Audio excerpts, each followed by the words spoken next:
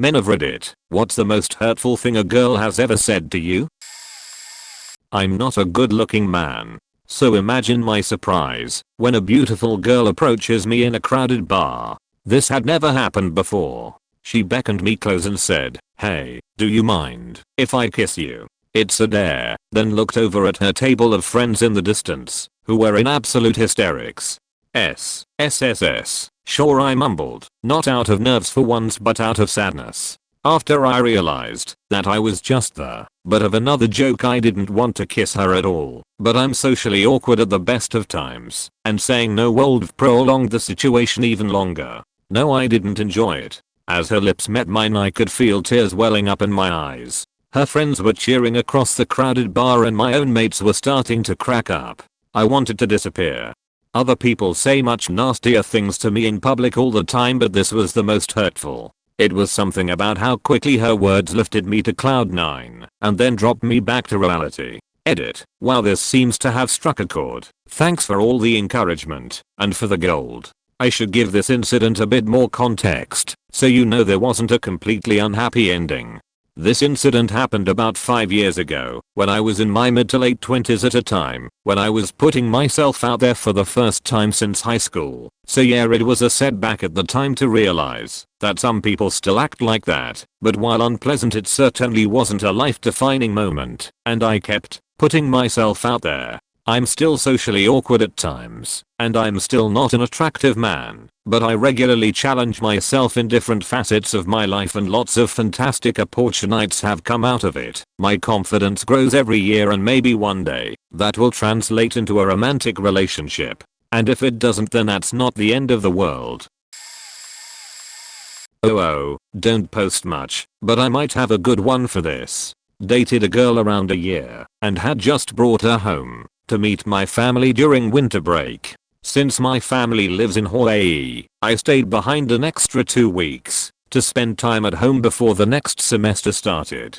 3 days after she got back from her visit, she decided to break up with me over Facebook. Really took me by surprise. This was the first real relationship I had ever had, and the first girl I ever loved. I took it pretty hard. After a pretty rough on me 2 weeks being confused, I gave her a call to set up a time I could pick up a few personal belongings I had left in her apartment. For safety reasons, she had a lock on her door. She told me the last time we spoke in person, "I don't know why you are taking this so hard. You shouldn't let someone mean this much to you in your life. Just move on, it's no big deal, you will be fine." Might not seem that bad to some, but that sheet will stick with me forever. At the time I felt like I would never get better. Have to say though, it was probably the nicest thing she ever did for me. Got my sheet together and worked on myself. Honestly, I couldn't be happier than I'm right now. Sometimes things happen for a reason.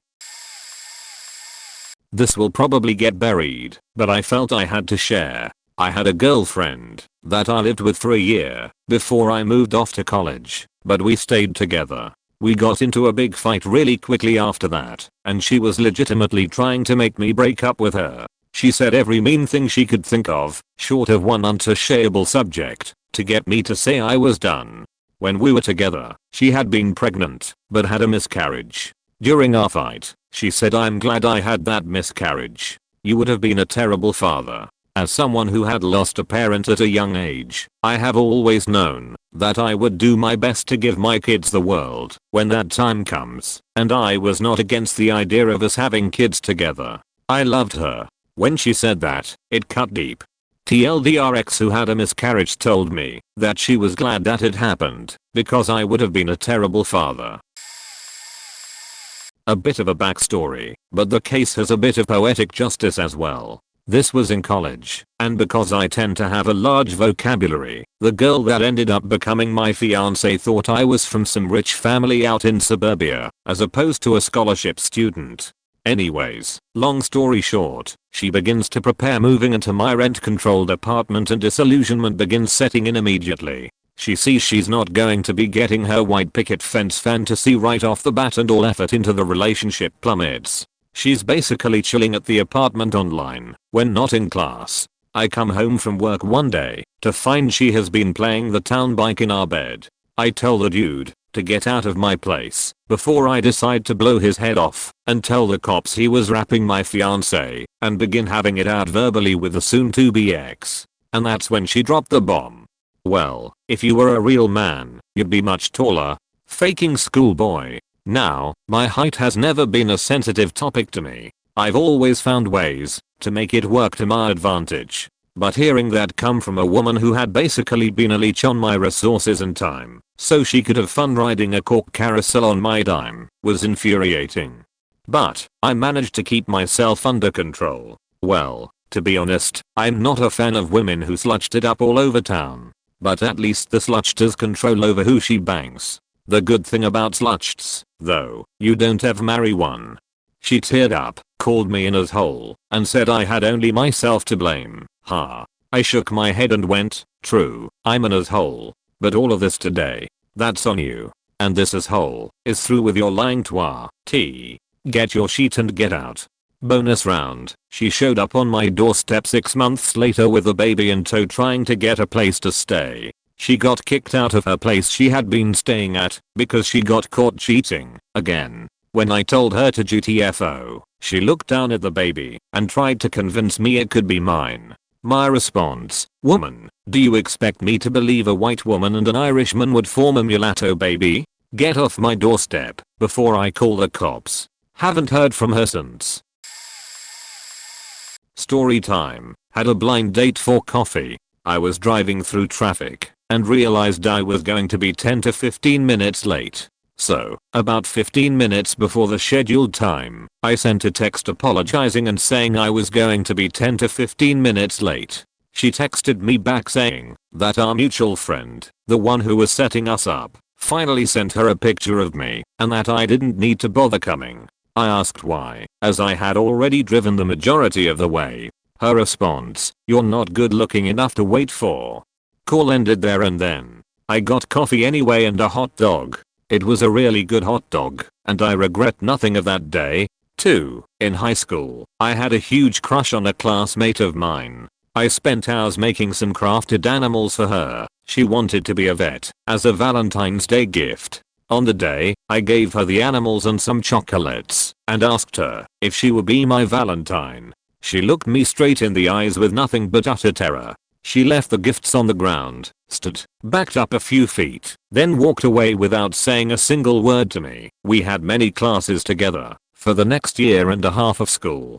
Fast forward 10 years later, I'm going through my old yearbook. In it, I find out that when some friends were signing my yearbook, that she slipped a letter inside. The letter was simple and short, saying she apologized for her behavior and that I was a really nice guy. She explained that I scared her and she didn't know how to react back then. Turns out, she had a friend pick up the gifts without my noticing and she really liked them. I let her know I got the letter, tried to acknowledge the situation as it was, and went out and got some coffee and a hot dog. It was a very good hot dog, and I regret nothing. 3. At a bar, start chatting with a woman next to me. I asked if I could buy her a drink. She said that there was no way she would ever be interested in me, so I would just be wasting her time. Felt like she was evaluating my entire worth as a human and judging it to be utterly beneath any possible redemption because of a 3-minute conversation with me. Somehow, I was so worthless, she could sense it near immediately. Got a bar hot dog this time and beer. I regret nothing. 4. Had a girlfriend for almost 3 years, and we were discussing if we each wanted to have kids or not. She knew she wanted kids, as she had wanted them ever since she could remember. I told her that I didn't feel that way, and at best, I would stay and raise a kid. However, I had to be honest and state that I didn't think having kids was something I really wanted. She paused a bit, looked at me, and said, "But you'd be such a good provider."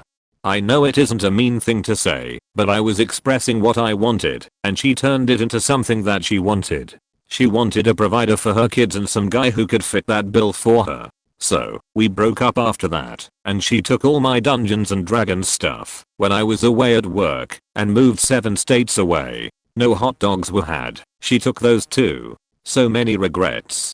5. Middle school dance. I asked the prettiest girl I had ever known till then if she would go to the dance with me. She said no. That was fine. It was worth the risk, and I was feeling like $1,000,000 for even getting the courage to ask her. A day later, she comes up to me and says that she would like to go to the dance with me. Fast forward to the dance, and she kind of ignores me the whole time to talk to another classmate of mine. Finally, the last slow dance of the evening, and she approaches me. We dance, and it was amazing. I'm not a super emotional guy, but it was time slowing, adrenaline pumping, face flushing, time traveling, amazing. At the end, she kisses my cheek and walks right over to the same classmate. I hear her say to him, "There, I did it. Can I have my stuff back now?" That same classmate repeatedly pantsed me throughout the entire year of gym class, before and after the dance. I never understood what his deal was. He's a banker now. No hot dogs. Dated a girl in college who studied abroad in Europe for a year. After months of planning, texting, Skyping, and organizing a trip through 3 European countries, I flew the 4,000 miles from the US to visit her for 2.5 weeks during my school's winter break. She asked me to visit multiple times, so I left my family, missed Christmas and New Year's, to spend time with a girl I had been dating for a year. On day 2, in a country that I did not speak the language, she told me that she didn't want to date anymore. That was rough and confusing, but it didn't really hit home, because we were sleeping in the same bed at her apartment and acting kind of normal outside of that comment. What hurt was 2 days later during a hike, we ran across another person from her study abroad group and she introduced me. "This is my friend from home." I stood there looking like a dumbass, shook the person's hand, said hi, "Nice to meet you," and then we kept walking. The worst part was this was supposed to be a big romantic trip. We went to Switzerland and Italy, did the whole dinner with a bottle of wine almost every night kind of thing. When I came home, I didn't tell my parents what happened for about 3 months, and left out the part about her dumping me when I was there. Told them it happened recently. My parents are really cool and didn't mind me missing the holidays. They weren't thrilled, but were okay with it, and they really liked this girl and thought things were going great. Basically, spent around $2,000 and flew 4,000 miles to visit my girlfriend of a year, missed the holidays with my family to get dumped on day 2 of a 17-day trip. Still not completely over that one.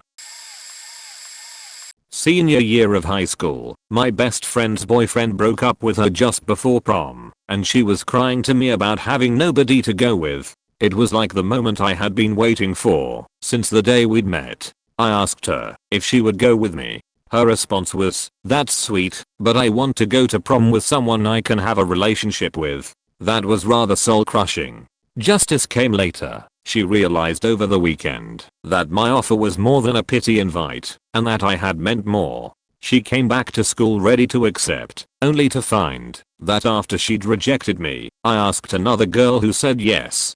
By a strange coincidence, she ended up going with a guy who wanted to go with a girl I went with. So I wanted to go with her, she wanted to go with me, he wanted to go with my date, but the only reason we didn't just work things out and swap around was because my date was quite happy and content to be going with me. I still got a dance in with my best friend at least. It was kind of like the end to a John Hughes movie.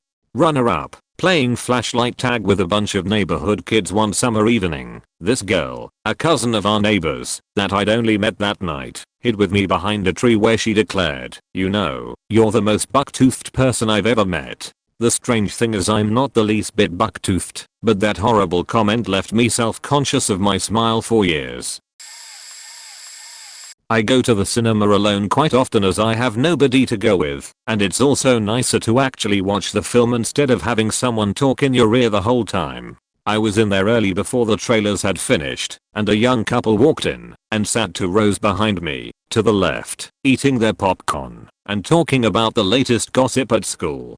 I had my earphones in pretending to listen to music. This way I look a bit more normal than just sitting there staring at the screen. Music implies I like to party, but that is a good social activity that I do not currently take part in. I was listening in depth to their conversation, but my heart suddenly froze when I hear her attempt to whisper the following. "Wow, why did that boy come to the cinema alone? Does he have no friends?" The boy with her casually sniggered and replied, "Haha, what a loser." They both shared some laughter, while I maintained my staring contest with the screen in front of me. Their conversation quickly turned back onto someone at school, who also had no friends, so I just got my packet of Skittles out my pocket, and ate the whole bag at once. Sheet was so cash. There was this one girl, Emma. She was a recent transfer from the school across town, and we hit it off so well. I was thinking that this may be the girl that I finally have my first real relationship with. We hung out every day during our leadership period on the dot and got to know each other so well, swapping suicide stories and such, real close. I found out she had a boyfriend and figured we could just keep this special friendship going, but shortly after that she transferred back to her original school. Our texting conversations basically halted. At this point, I was torn apart. I had never shared so much and got so much in return in such a short amount of time. I thought maybe it was love. Friendship love, of course, that I only dreamed would someday turn romantic. Anyway, a couple months later, I called to invite her to my 18th birthday party. No reply after 2 weeks, so I called again the night before the party. After 15 minutes of talking to the boyfriend and her guy friends who were with her at the time, I got to talk to her and she started, "We were never friends. We are never going to be friends. I wouldn't fuck you if you were the last person on earth." After all that, that's what she says. I think it was because her boyfriend was sitting right there, but still, that faking crushed me.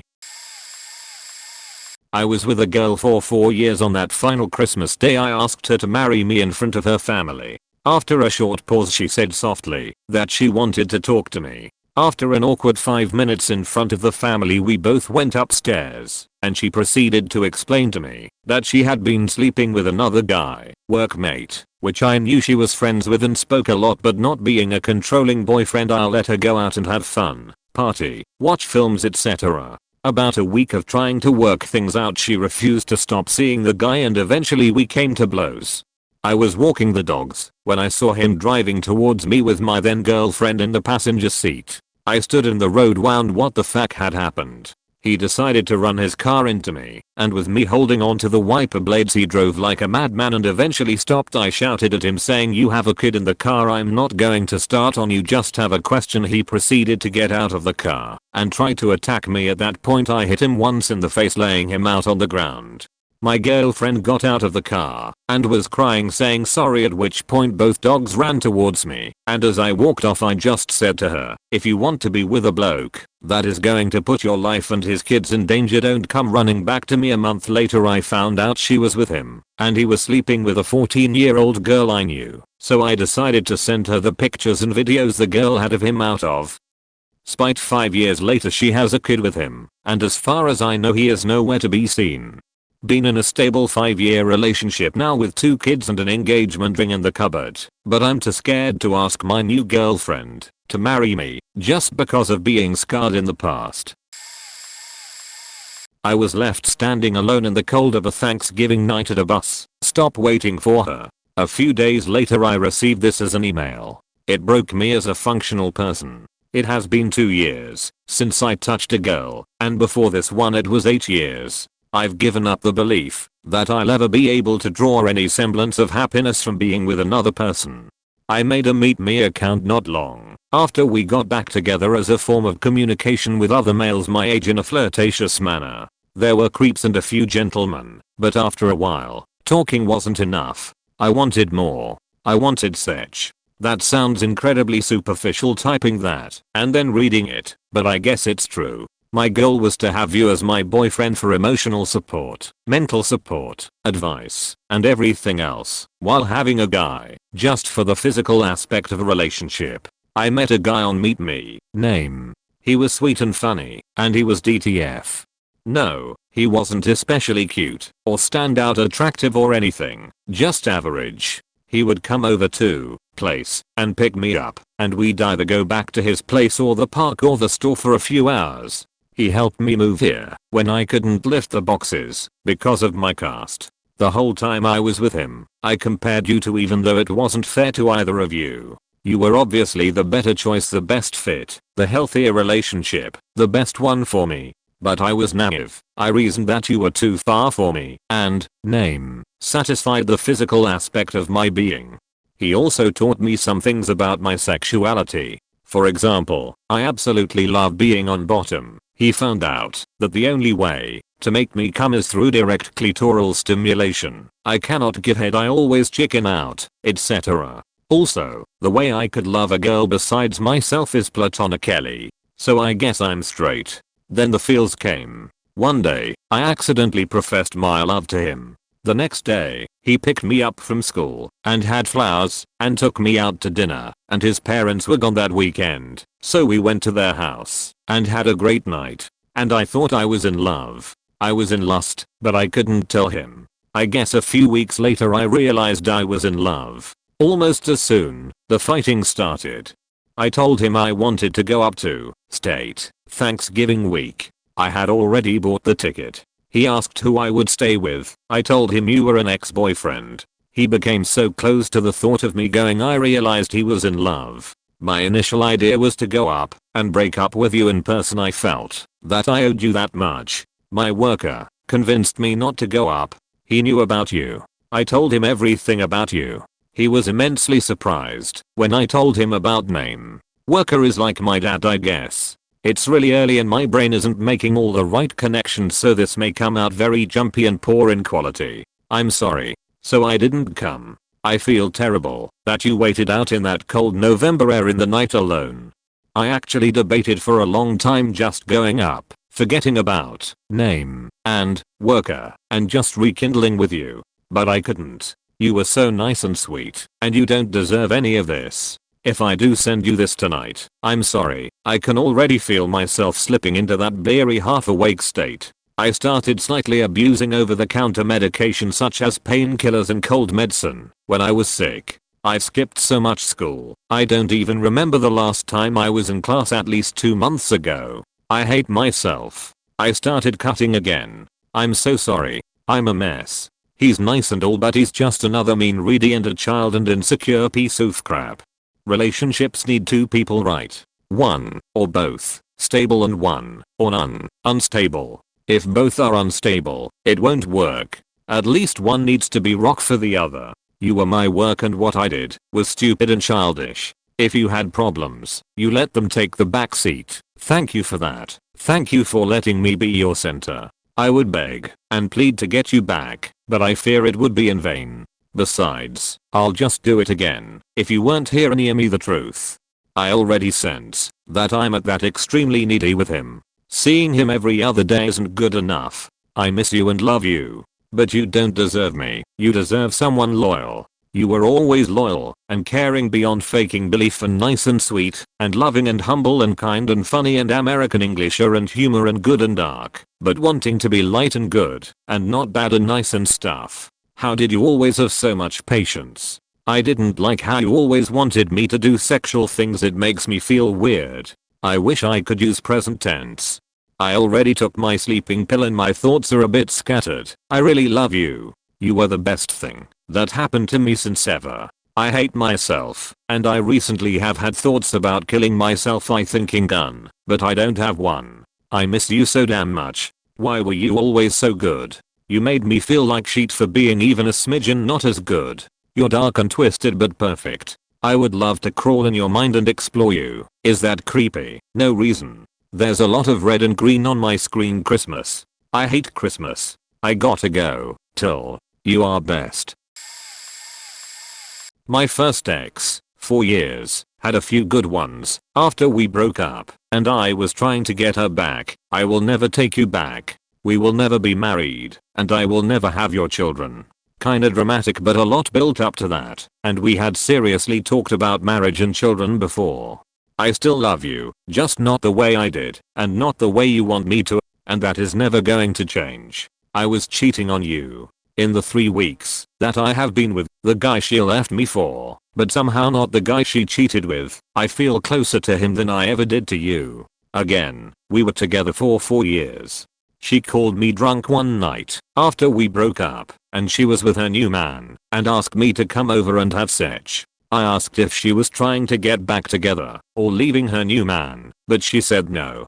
So I asked why she called me, and her answer was, because you have the most amazing dick. I felt like I got kicked in the stomach. To think the woman I was in love with and had planned to marry one day had reduced me in her mind to a good fac. And an odd one to close up. But the last time we hung out, after she had started dating her new boyfriend, me still trying to get her back, just before she left, she looked at me and said, "Wow, you really do have beautiful eyes." This struck me, because she was firmly committed to not being together, had cheated on me, and left me for an old friend of hers, not even the guy she cheated with, someone else entirely. And she always told me my eyes were the first thing she noticed about me when we met, and the first thing she was attracted to about me. That had a special kind of sting. In spite of all that, and more, a few relationships have come and gone. I'm getting married this year to an amazing woman who I love, and who is perfect for me. Life goes on. Cheers.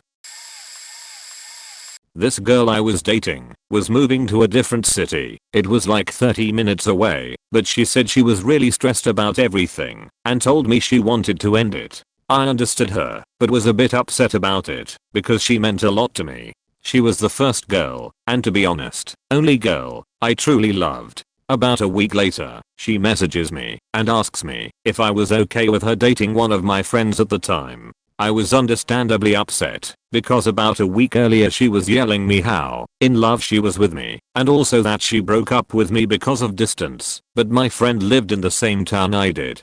So I got a little mad and asked her what the hell was up. She then told me that she only dated me because my friend didn't want her, and she was never actually in love with me. Paraphrased, cannot remember actual quote. I was devastated. The only girl I ever loved just used me because she wanted attention, while the real guy she wanted to be with was ignoring her. I was probably the only person who ever listened to everything she had to say. When she was upset, you'd bet your ass I would listen to every word she said. I did whatever she needed from me, and I thought she truly loved me. Instead she lied to me, and I wasted around 8 months of my life on someone that couldn't care less about who I really was. I was depressed at the time, and this just sent me spiraling down even more. Sorry for the rant, just had to get this out. You're weak.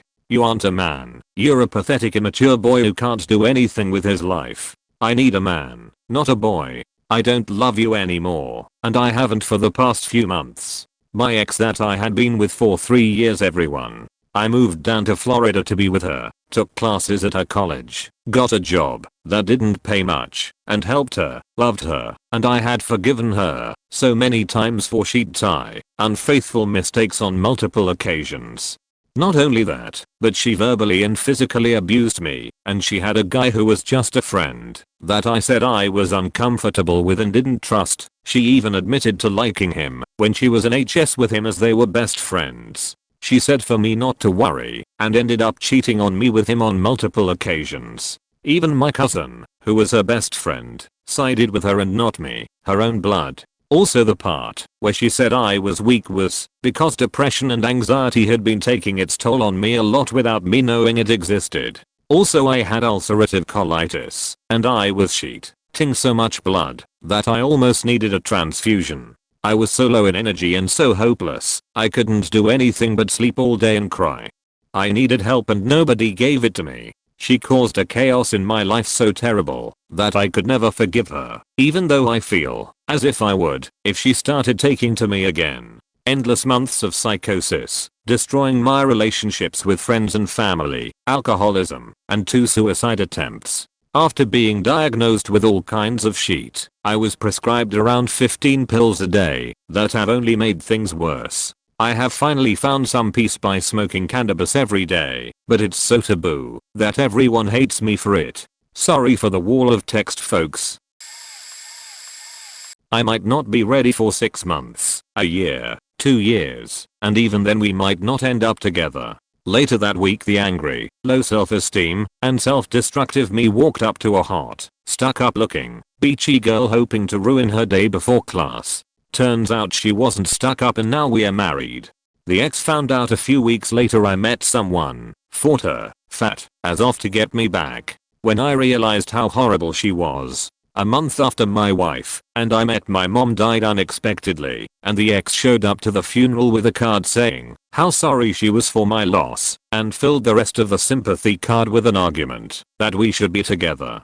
She's a horrible, gold-digging bitch who faked and or souped about 7 friends /cowhawkers while we weren't together over a 3-month period, while she was fighting to get me back. No one had the heart to tell me, because they knew my mom just died, and how I felt about the ex. You're always trying to be the hero, and you do these hugely nice things for everyone but me. After more than 3 years together, our relationship started with me scooping her out of a bad situation with the help of a friend. Literally moving her across state lines to get away from someone. After taking countless shifts of hers at the job I got her because she just didn't want to go. After 3 years of paying her rent and bills. After 3 years of taking care of her cat. After driving her everywhere she needed to go, including back to that other state to visit her family.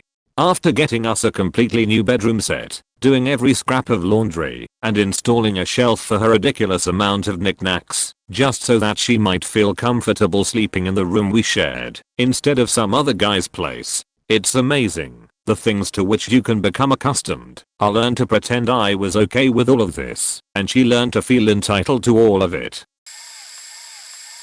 I chased a girl for months years during college. She was beautiful, funny, and I fell hard for her. After pulling all my moves, first kiss under the stars, first make out in the rain, driving hours to see her, etc., we started dating. We dated for a semester in college, and then she went abroad for a semester. Like all relationships, this was hard, but I saved as much as I could, and was able to have enough money to go see her, literally halfway around the world, for 2 weeks. I had enough for the flight, but my father loaned me money that would take most of the summer to pay back for the hotel/food/etc. The first couple days were great. We were back together and everything was right with the world. I met her friends. She showed me all the cool things she did in this new part of the world, and we spent every night in bed. However, I slowly realized this was all show. Something had changed between us. Maybe it was her, maybe it was me, but it was definitely her. The last few days of our trip were strained, and we had miserable weather. Once we got back home, we went to our respective hometowns for towns. She called me for what was eventually the breakup call. I got pissed that I had sacrificed time and money to come see her during the end of her semester abroad. This is when she said, "Is you sacrificing for me supposed to make me love you more?" I thought to myself, yes, that's being in a relationship. Anyways, she's happily married now. I met the girl of my dreams shortly thereafter, though I didn't know that for a couple years, and life is pretty swell. TLDR, find someone who you want to make sacrifices for, and who wants to make sacrifices for you. Silence. It's always the worst.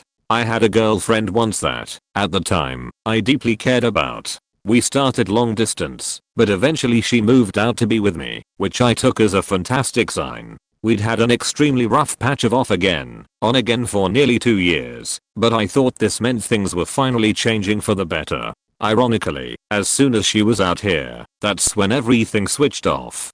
We used to spend hours talking on the phone, but I could barely get 2 words out of her sometimes. We had a wonderful sex life. Plenty of visits prior to the move, as well as plenty of discussions. In the interim proved we were sexually compatible, but suddenly she never wanted to be touched. I tried my best to be supportive, but I got nowhere. The killer for me was when we went on vacation. I'd rationalized a lot, coming up with reasons for why she wouldn't feel up to such and such in a given moment, but this was different. We were taking time off from work, we were going to visit Orlando and have some fun. During this trip, I did something special for her. She used to live on the West Coast, and she loved the beach. I knew she missed it. So, one night, I drove us 2 hours from Orlando to the west coast of Florida. Timed it so we'd arrive exactly at sunset. It may not have been home, or technically an ocean, but it was the only place this side of the country that we could watch the sunset on the beach. Everywhere else, it would rise, but here it might be a taste of home. I hoped she'd see I at least understood and appreciated the change she'd made for me. When we arrived, I explained why we were there and told her I loved her and all that. She said thank you and gave me a side hug. Then we walked in silence for about a half hour. Not in a romantic, cutesy, we don't even need words to know how we feel kind of way. More like a someone keeps fetching very loudly at this funeral and it's making us all very uncomfortable kind of way. The 2-hour drive back turned into a massive discussion about whether or not we could make this work. Ultimately, we broke up, which was probably good. We tended to bring out the worst in each other. And in her defense, I was capable of being crappy too, especially after that night, which is a whole different story. Short version, I was a huge asshole. But that's how I learned that the worst thing you can say to me is nothing at all. I've talked about that with every girlfriend since, and my current one has been really supportive and we are wonderfully happy together. And a huge part of that, for me anyway, is that when she's upset, she talks rather than bottle it in. I'm around 16 years old with my first serious girlfriend. We've been dating for about a year. We're on a school trip and playing truth or dare with other random classmates. The truth that keeps getting asked is, aside from your current boyfriend/girlfriend, who do you want to have sex with? I answer the question honestly, saying the name of a girl who was not there. She'd been a lot of the other guys' answers as well. My girlfriend took this in stride. But then it was her turn to answer. I braced myself for her response. Who would it be? I hoped she would say some random popular guy's name. After all, a guy like that has his pick of almost any girl he wants. What are the odds that he'd choose my girlfriend? So I'd be okay if she said some random popular guy. Or a celebrity. Man, a celebrity would be a great, safe pick. Nothing to worry about. I should have said a celebrity. Damn it. But what if she says some normal guy's name? What if it's someone who actually would want to hook up with her? What if it's my best friend? What if she says the name of a guy who is right here in this room? But she didn't say any of that. What she said was far worse. Something I never could have seen coming 15 years later. I still remember it word for word. Well, whenever I imagine having sex, it's never a face, you know? It's just this guy, and he's sweet and wonderful, but he doesn't have a face. And then a random girl chimes in, it's your husband. And my girlfriend replies, yeah, I think it is. This was devastating to me because she'd just revealed to everyone that she was waiting until marriage, which meant that we weren't having sex. I was honestly okay with waiting for her, but when you're 16, it's important to at least pretend that you're having sex with the girl you've been dating for a year. She'd just outed me as a virgin. She'd revealed that, even when she thought about having sex, it still wasn't with me. When she thought about being married someday, it still wasn't with me. This was the most devastating part of all because, in my silly 16-year-old way, I had every intention of marrying her. It was the beginning of the end for us. That was all 15 years ago, of course. Today, we are each happily married to other people. And yes, she did wait. And yes, her husband is sweet and wonderful. After years of not speaking to each other, we did eventually reconnect and became close friends again. I flew across the country for her wedding. And when my turn came, she took my fiancé wedding dress shopping. We even vacationed together, the four of us. We had a wonderful time. When my wife found out she was pregnant, was I the first person she told? Nope. She told my ex-girlfriend, who had become her best friend. Today, our children play together. Hearing those words 16 years ago, it felt like my whole world had crumbled in just 3 seconds. But time does heal all wounds. TLDR, during a truth or dare game with our classmates, my girlfriend of 1 year revealed that we'd never had sex. She did not imagine ever having sex with me and was not considering ever being married to me. Broke my silly teenaged heart, but we are both happily married now to other people and are somehow still close friends. When I was a freshman in high school, I was about to have sex with my girlfriend of several months. Being a virgin and wanting pussy like a goddamn person stuck in the desert for months on end, I was ready. The stage was set. My house was going to be empty for at least 8 hours, and I had more condoms than an LA-born set. She arrives at 8:30 in the morning for what we planned to be an all-day fuck fest. As I start to get undressed, she stops me and asks me to put my shirt back on. She sits me down, and what she said to me next ruined all the history that we had shared with one another. Fuck girlfriend WL, I can't do this to X. X was our English teacher. He was a 40-something-year-old Jewish male with horrible skin and a lack of head hair. The weird part was, he never did anything. He never was attracted to her.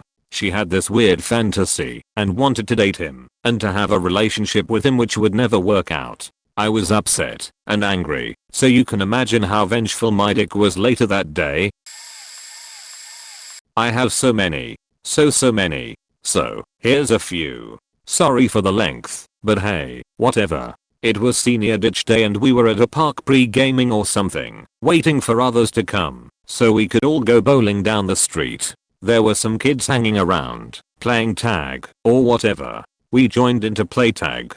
Then we were hanging around on the monkey bars and this little girl comes over to me and says, "You're the ugliest person I've ever seen in my life." It was completely out of nowhere. So, I left that scene and went over to the bowling alley. TLDR, little girl thinks I'm ugliest dude ever. I was at a friend's wedding and another friend's 2 younger sisters were there. They somehow got my AIM address and would message me, which was fairly awkward since they were jailbait, but my friend was, as she liked to put it, a sister from another mister, so I just treated them like I would younger sisters.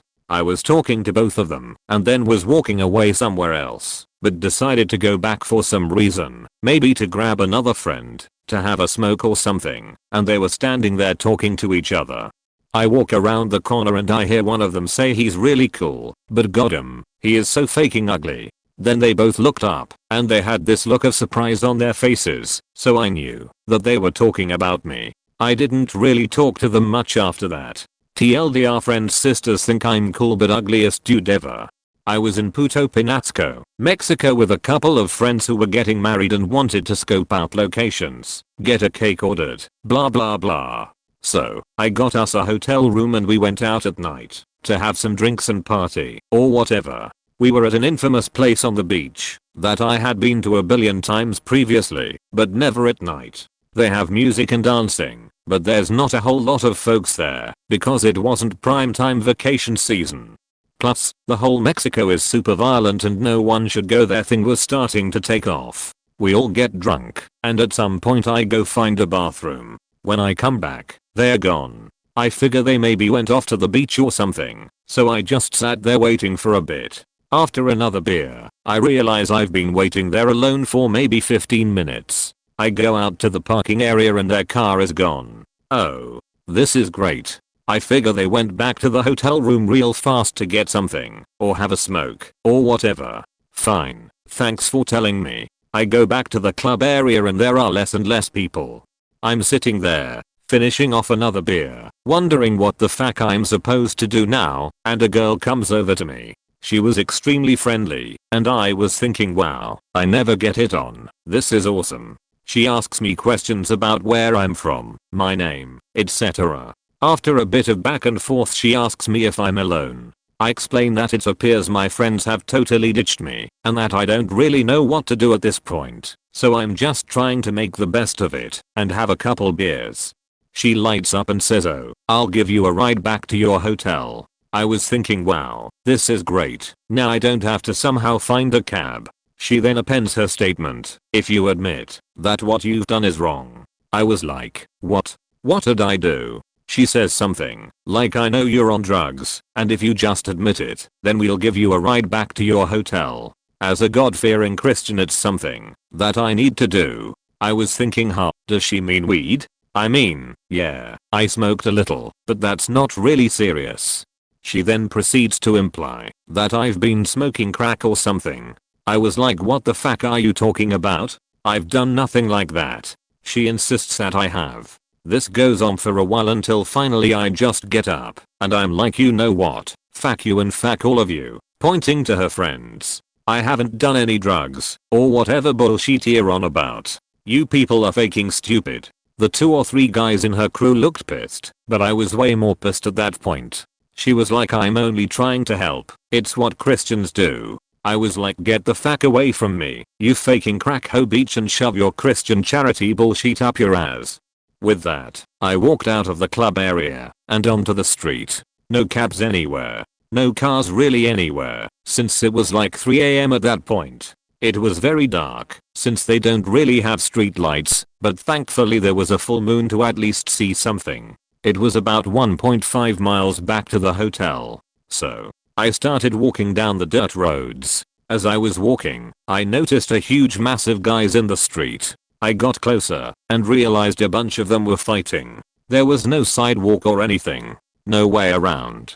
So, I had to just walk through the huge group of Mexicans fighting each other. I was still pretty pissed about the incident at the club, so I just held on to that as I walked through. I remember a few of them looked at me like I was insane, but nothing happened. Once I was more or less out of sight of them, I took off in a full-on sprint to the hotel. I was scared shitless. There are a lot of strays and huge expanses of land where nothing is built, or rather, it's been about 12 years. So I figured I'd better try to make the journey as short as possible.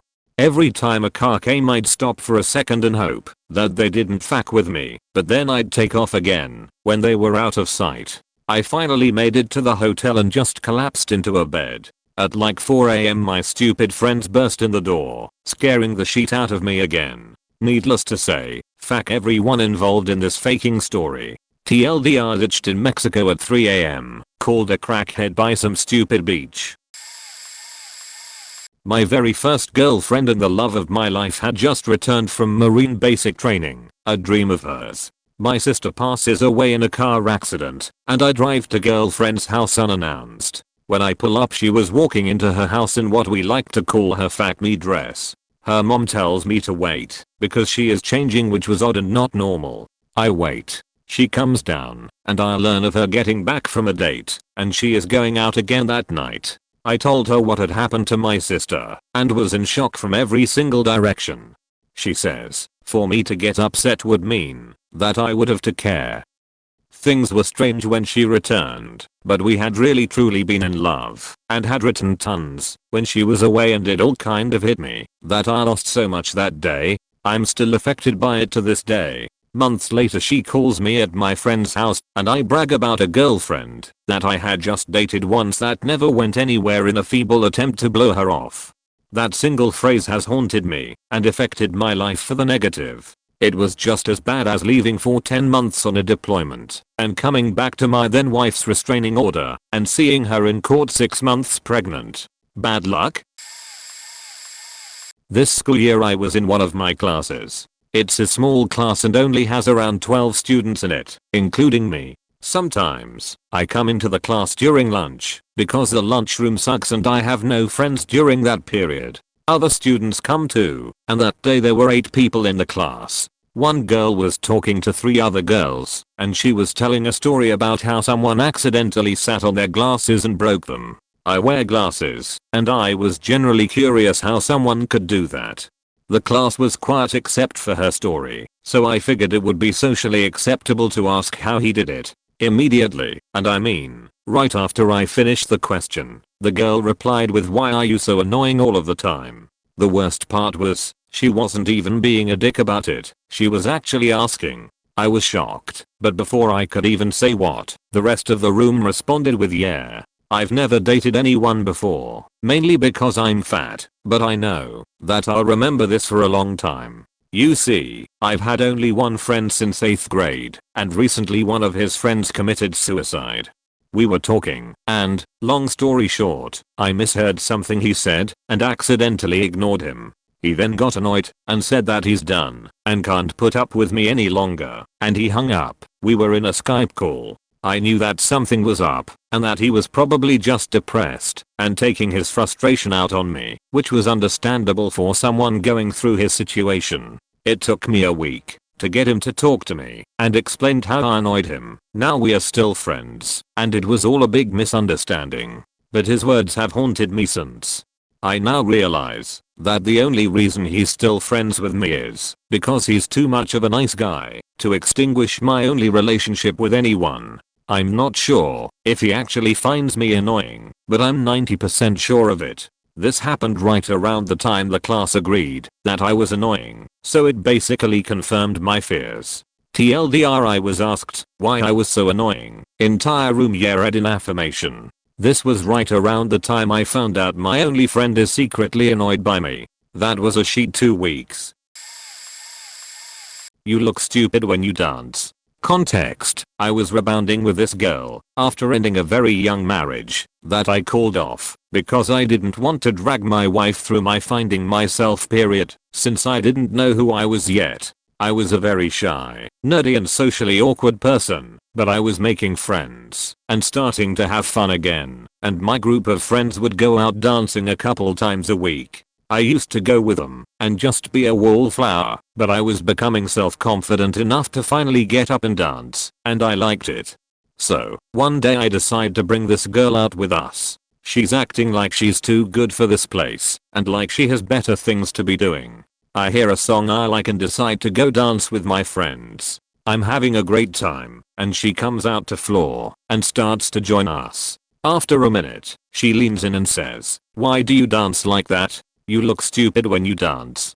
I was devastated. It had taken me months to get myself out there, and with 2 sentences she ruined my self-confidence. We broke up shortly afterward. Once I found out she was cheating on me with my best friend 20 years later. I still can't dance if anyone is around, not even my wife Faculina.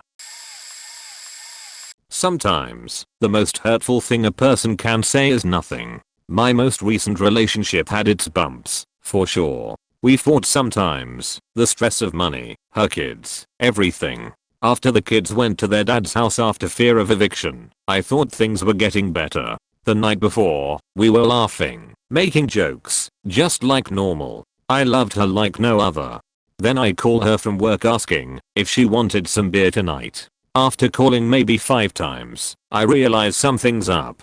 I rush home as fast as the speed limit would allow. I walk in, and everything of hers is gone. The house is trashed, her TV's gone, her luggage, maybe 15% of her clothing, her collectibles, her old consoles, everything she was able to carry. Found out later, after calling the police thinking maybe she was missing, she went to the train station to go to Texas to live with her aunt.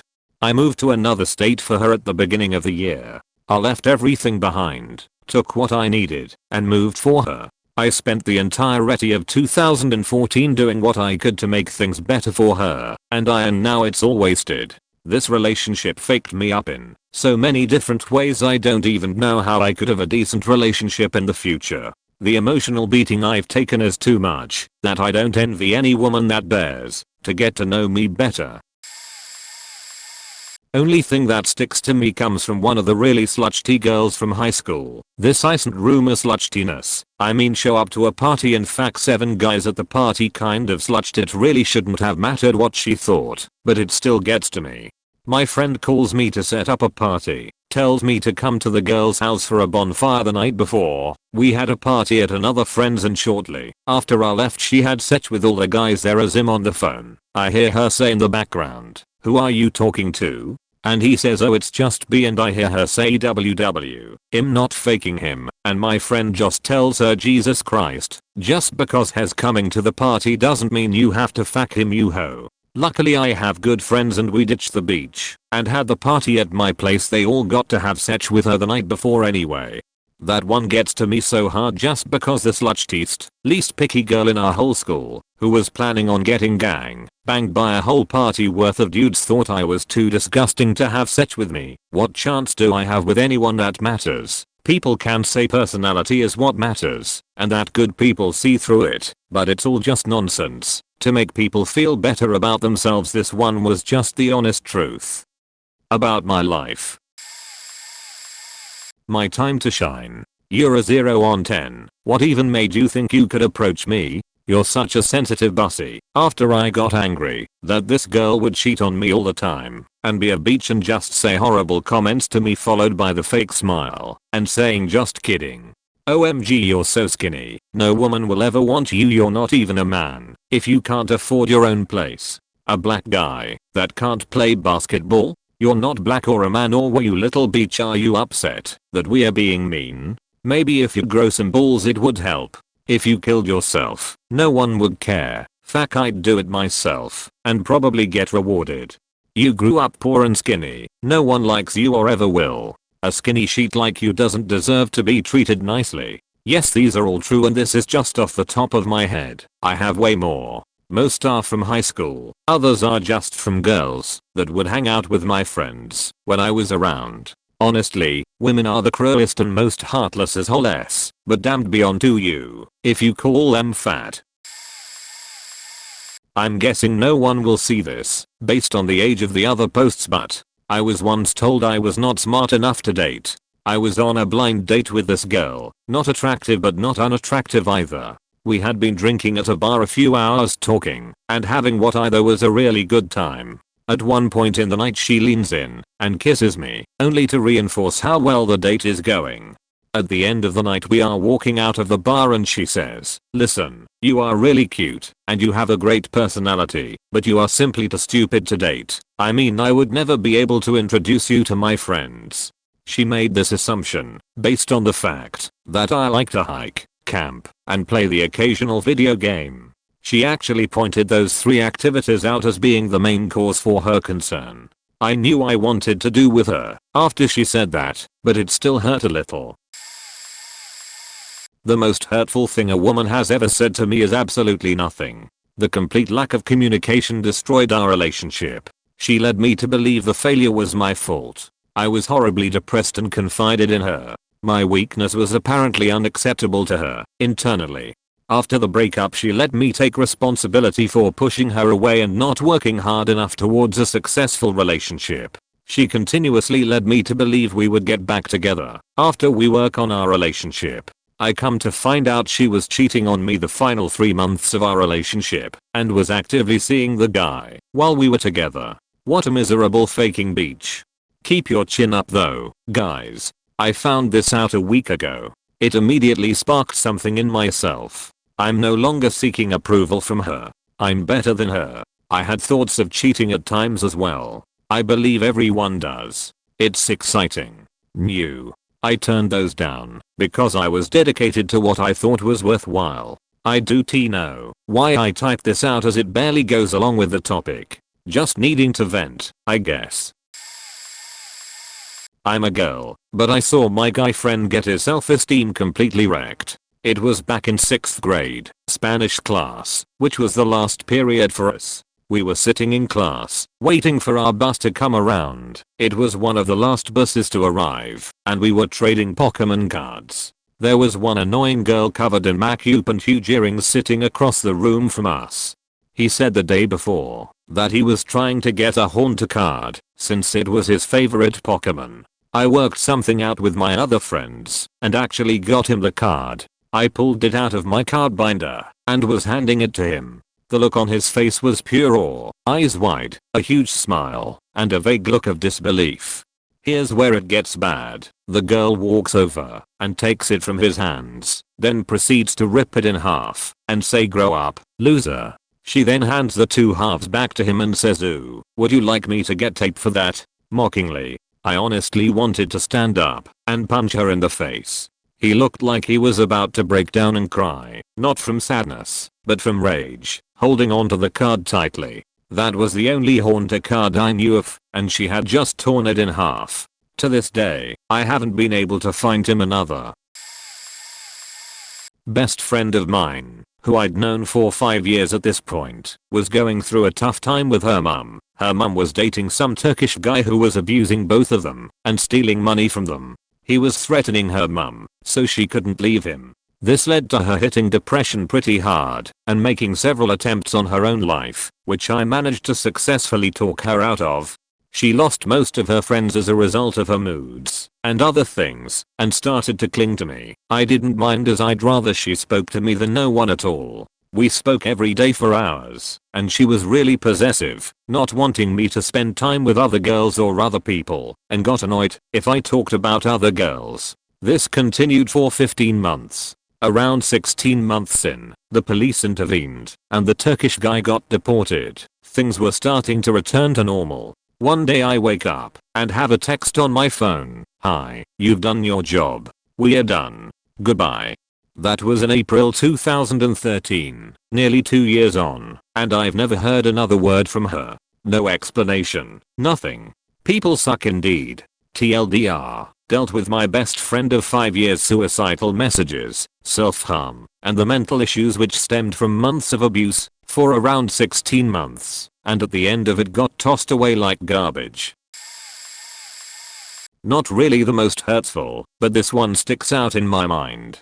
Someone I was in love with, but broke up with due to a bunch of reasons I won't go into, said that she would have gotten back together with me if I asked 3 months ago. This being 6 months after the breakup, when I asked her out again. Oh, and by the way, did I mention that we literally spoke once during that 6 months, partially because she moved 1,000 kilometers away to live with her parents for mental health reasons? I mean, I may have dodged a bullet there, but damn. Apparently, I'm supposed to know that after the single time we talked 3 months prior, she was receptive to conversation and might have gotten back together with me, even though my only means of contact with her was through Skype and she had set her status to invisible. Also, I'm sure she has another side to this story that's equally as jarring. I'm not perfect, she's not perfect, and I loved her. I really do just want her to be happy, but there's a nostalgic fondness for the entire situation that's still a tad embittered about a missed opportunity to be with someone I wholly cared about. It's terrible knowing that there's a specific set of words that bypassed me entirely in a time of my life that seemed to move so slowly. After about 2 months after the breakup between my first girlfriend and I, who I dated for a year, I received a message from her on Facebook Messenger. She was initially demanding that I return anything that may have been left in my room, 17 at the time, and that she would also return anything I had given her, including a $70 scale model of a Dealery and DMC-12 I gave her as a birthday present, because she was a major BTTF fangirl. When I inquired as to why she would want to give back the little knickknacks I gave her, she replied by basically, I don't remember what was actually said, replying that just the sight of me made her sick to her stomach, and she had wanted absolutely nothing to do with me. For perspective, I loved this young lady and I treated her with the utmost of respect. I was on the final leg of getting over the breakup, and then she just rips out my heart. Cue me blocking her on every social media that I shared with her. This was in April of last year, and I haven't spoken to her since, even if I still have a class with her. Your body isn't muscly enough, you look like a boy not a man. A fair few other girls have disagreed since, and said that whilst I'm skinny I'm nicely toned, and have great muscle contouring, which is really nice to know. We should end this relationship, I'm not interested in you anymore. She pretended to be single for a month after, but a mutual friend, her best girlfriend, had already told me that she was dating someone the day she ended it with me. The mutual friend knew how much I loved that girl and did a great job of taking my mind off her. You're cute but not hot. I wouldn't even think of dating you. A girly friend heard her say this to me and took me aside to tell me that I should ignore the girl and that I was plenty hot enough. Apparently my face showed that I was a bit hurt by the first comment. You're weird, too quiet and too nice. It's creepy. She said this in front of a few girls and thankfully they all disagreed. You're short, skinny, babby-faced. It's a no-go because you look too young. I suffer with stupidly low / non-existent self-confidence as it is / was, so they just make it worse. No, I don't like you. When I was like 8 and I was crushing on a girl, with a couple of peers being messenger boys / girls and her friends saying she did like me back. Went on for like a year, and I was constantly really nice and slowly building my courage. Only other recurrence I can think of was when I liked a friend of mine and was trying to build something with her. I was a fool and she trailed me along a bit before making it clear she was going out with this other guy when she had been on the fence and asking for my opinion for months. Stayed friends of course, and I didn't like this boyfriend she had. Slightly biased I know, but still I logically thought he was a loser and not very good for her. What she had said that hurt, as per Op Topic, was the day she told me our hang time had to be cut short and I had to leave her place because she had plans to go look at basement suites with this guy, with plans of moving out together. It hurt because I knew she was making a terrible decision. With the outburst of hurt I said she was a fool, as they had only been together for 5 months. He was 5 years older and her first time moving out. Year later I learned he was in fact a scumbag. Her quality of life was very low, and he did some terrible things. She broke it off and gave me the OMG you were so right spiel. Girls are silly. Current girlfriend of 3 years has yet to say or do something that has hurt. She's a real champ, if not a dork sometimes. My junior year of high school I met this one girl who I thought was perfect for me, had similar tastes in music, the same interests, and participated in similar hobbies. She was the girlfriend of my buddy who I was in a band with at the time. We would make small talk in between practices and breaks, and really got along well. Fast forward a few months. Band breaks up, so I don't see her around that much. About 1 or 2 months after that, they break up, and she sends me a message a few days later. We start talking up again, and arrange to grab some coffee. We meet up, and have a fun time just talking to each other, about certain interests, music, and morals. We get on the subject of her friend, and how she was taken advantage of at a party one time. The second I heard this, I let her know how awful I thought that was, and how I had the highest respect for her, and how when someone says no it means no. She really appreciated that, and I could tell that she liked how strongly I felt about it. As time went on we hung out more and more, every week or so I would come over, and we would watch MTV's Liquid Television on VHS, bake cookies, no, not those kind of cookies, and make each other laugh.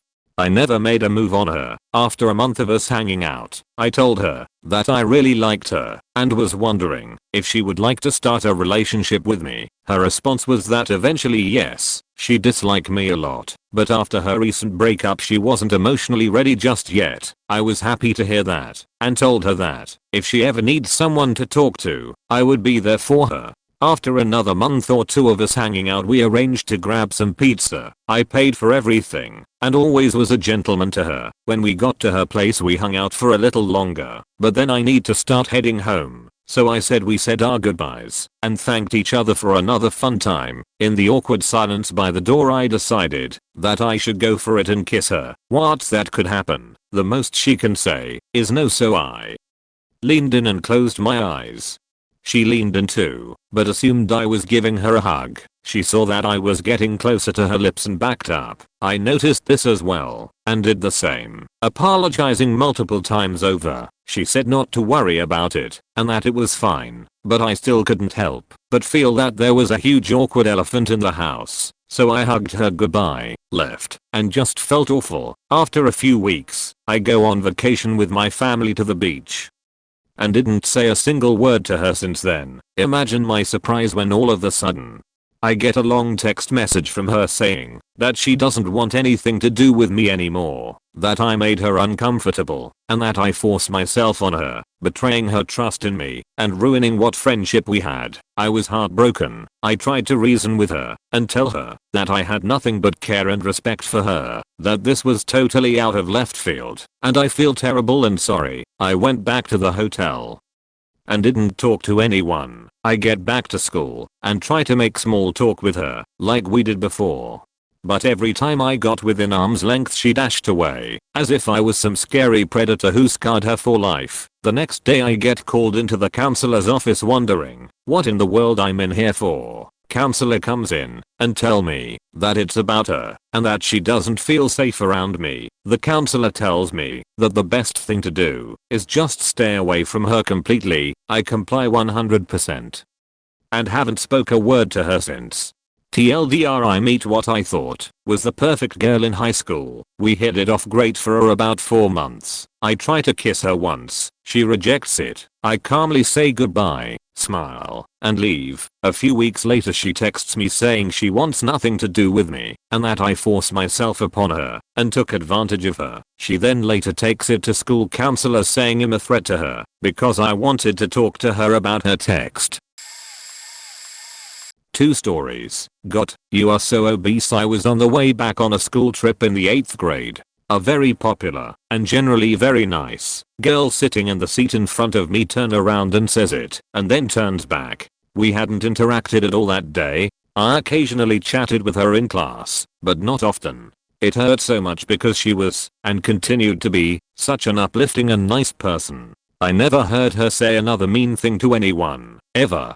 but he is also the ugliest in 6th or 7th grade, whichever was the last year we had reading class. The teacher was assigning seats. We had enough chairs that she put an empty one between each student. I can't remember how she picked the order. As she is calling them out, I get put at the back of the center row. This girl, who I considered a friend, was sat in front of me, with an empty seat in between. She asked the teacher if she could please get another seat. The guy to my right said, "Why? Big damn head is the smartest kid in class." Yeah, but he is also the ugliest. I didn't say anything back. I just stared at my book. This was also loud enough that the whole class and teacher were in on the conversation.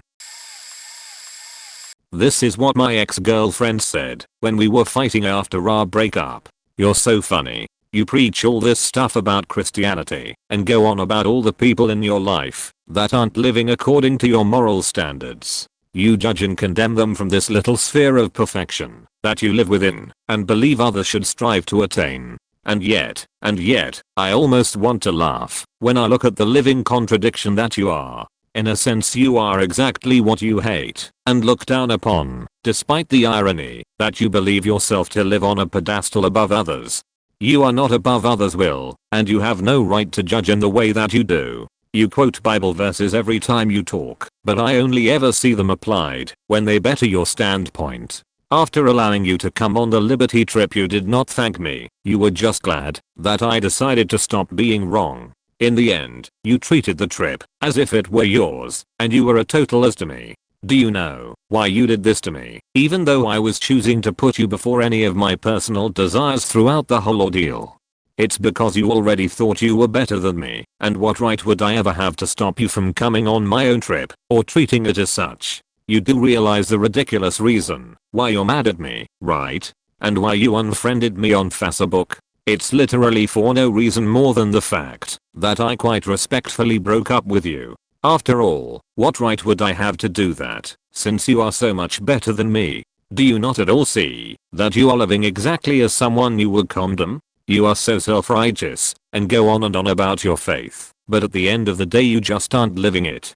God says to love others. He says to not put ourselves above others, as he would never do for us. He says to not judge, lest we be judged. And in the end, he says to stop pointing out everyone else's flaws when we can't even see our own. Have you ever paused to listen to the Bible verses you spout? Stop using them only to condemn others. For once, think about their application to your own life. And hey, feel free to send a message back. Be the one to open my eyes about all the things I can't see I'm doing. No one has the right to call someone out without being called out themselves.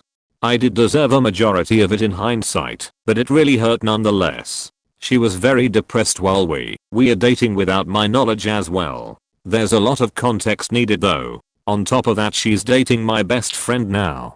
Surprisingly enough, I'm okay with it, because I really don't think she's attractive in any respect anymore, looks wise or personality wise. And my best friend and her are a better match anyway. Was friends with a girl for a year before we started to date. Went out one night, and after a short silence of looking at each other, we both started to speak. We both stopped, and she said for me to go. I wanted to say that I feel comfortable enough with you to tell you that I love you. She keeps her eyes locked on me, nods her head a few times and says, "I've never been in love with anyone in my life." I was going to say that I don't want to see you anymore. I think she heard my heart crack in half because she finally looked away from me. Tried being friends after that. And by tried I mean she completely stopped calling and acted like the 2 years of being friends and dating never happened. My friends see her out occasionally and she won't acknowledge their existence. I think mostly because she's a selfish little girl, but also because I think, deep down, she knew she really hurt me. True story. After dating this girl who I had thought was the love of my life for about a month, I broke up with her. We had been talking back and forth for about 6 months previous to dating. It was one of those immature fights where I thought we would simply get back together the next day. She didn't see it that way and we never dated again. It actually took me a while to recover emotionally from that. A few years later we ended up hooking up and had incredible sex when she came back from college. We talked about the past and of course we talked about our breakup that happened many years ago. I remember the conversation word for word to this day. Huh, so why did you ever break up with me if you liked me so much? Me, I don't know, I guess like all my previous relationships I thought we would get back together sooner than later. Her, oh, well you know I was virgin back then, right? Me, yeah of course I know, I was hoping to be your first, I wasn't. Huh, well if you would waited a few more days I was going to blow you. Me, equals, TLDR, I broke up with a girl I loved when I was 15, never had sex with her. Go on to have sex with her 4 years later, and admits that if I had waited a few more days I would've been her first. I was getting high with this girl I liked and her friends in her car one day. I thought she at least liked me in that way a little. Anyway, she made a comment on how she was buying a new pipe and didn't know what to do with the old one. So I said something like, well you could give it to me, I need a new one. She totally lost it. Who the fuck do you think you are? Why would I give you my pipe? Really furiously. Seemed like she said it like that to make it blatantly clear to everybody in the car she had no interest in me and that I was an idiot for suggesting she gives me one of her belongings. We were like 6 miles away from the school, smoking in some parking lot under some trees. I just collected my shattered soul for a minute. Then without a word I just got out of the car and started walking back to school. Hey, where are you going? Back to faking school. Don't be like that. Get in the car. Fuck you. Ended up missing the rest of the day because the area was unfamiliar and I got lost. Eventually hours later I found a payphone and got my dad to come find me and get me. I don't respect you and I'm not sexually attracted to you anymore. Tie in my mind. This was the summation of a fairly hefty conversation about how I need to grow up and get my shit together. We had dated for a little over 2 years. I know she was probably honestly trying to help because she was criticizing areas that I know I need to work on, but the way she did faking wrecked me. She would judge me for my taste in music, following an interest in writing for my university's newspaper, how I spent my money, which was an area I wasn't responsible in, and my body. I gained weight in college, and she told me she wasn't sexually attracted to me anymore. The relationship ended a couple months ago, but I'm seriously still recovering from the lack of self-confidence that a whole relationship of that stuff did to me. My friends say they feel bad for me because they can see how I've changed in a negative way since coming to school. Lol, this still kind of stings, but I definitely got my revenge much later on. In high school I was a really skinny soccer player. I was definitely athletic, but I was tall and lanky. Anyway, me and 2 friends went to go pick up these 3 girls and drive out to another guy's property as he was having a bonfire. They got in my truck mid-conversation with my other 2 friends, and one of them was talking about this girl that he was hoping would be there. Well, one of the girls must have misinterpreted the direction of the conversation, because with a total beach attitude she simply says, I don't think you have a chance with her meerkat attack. You are not good looking, and you are way too skinny. I laughed it off and was like, damn, nice to meet you too. We weren't even talking about me, but thanks anyways. We were not in the same circle of friends, so I didn't talk to her that much ever again. She never apologized or anything. She was just a beach. It's not even like your typical gorgeous 10/10ths beach either. She was pretty average, but I never said anything mean or anything. Fast forward about 3 years, I changed sports in college and started playing rugby instead and really started lifting in order to fit my new position that I was supposed to play. I came home for Christmas and we to a local bar with some buddies from high school that I still talk to and hunted with from time to time. Anyway, sure enough she's at the bar, and at this point, I'm pretty drunk, but she was pretty wasted, and it was pretty evident she was there with some other guy. Anyway, a couple hours later, she's all over me, putting her hand under my shirt and touching my stomach and arms and all that shit. As me and my friends are going to leave, she stops me and asks me. I assume she thought she was trying to be sexy or something, but it was more like a drunken ramble, and says, where do you think you're going? You're staying with me. I laughed and said, sorry, but you're just not very good looking, and left. Didn't stop to listen to a response or anything. The downside is, when my friend asked me why I did that, and I retold him the previous story, he laughed and told me I should have hate faked the hell out of her and then just immediately left. Kinda regret I didn't do that. Oh well.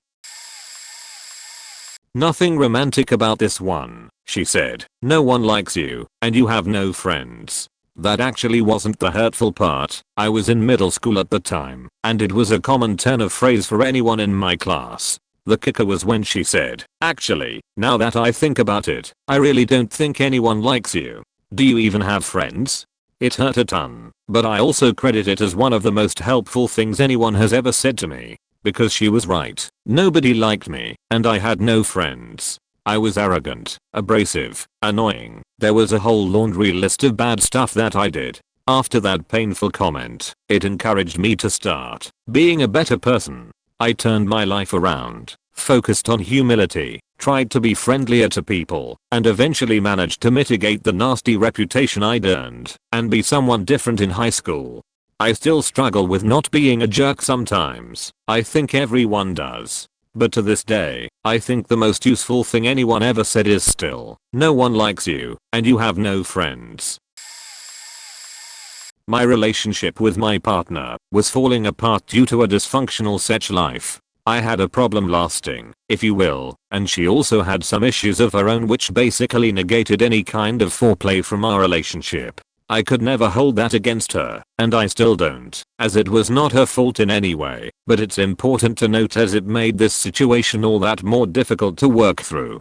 Eventually, it got bad enough to where I decided I would see my family doctor and get prescribed medicine, Zoloft, to help with my problem.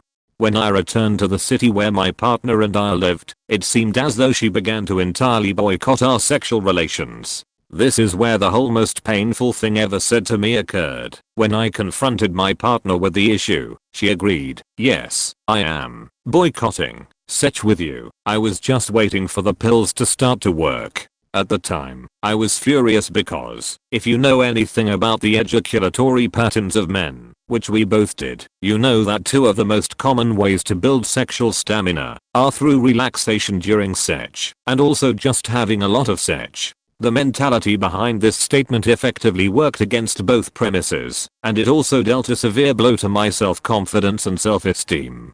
Was having sex with me really that unbearable? Although I cannot attest to the impact of her sexual nature in determining my unbearableness, because I know it must have had some impact, but the fact that she said this/felt this way absolutely destroyed me. I was absolutely in love with this woman, and she couldn't even bear the thought of having sex with me. It was a horrible feeling, and it never left. That feeling buried itself into my psyche, and therefore into our relationship, and it eventually drove us apart. We ended up separating a couple of months later.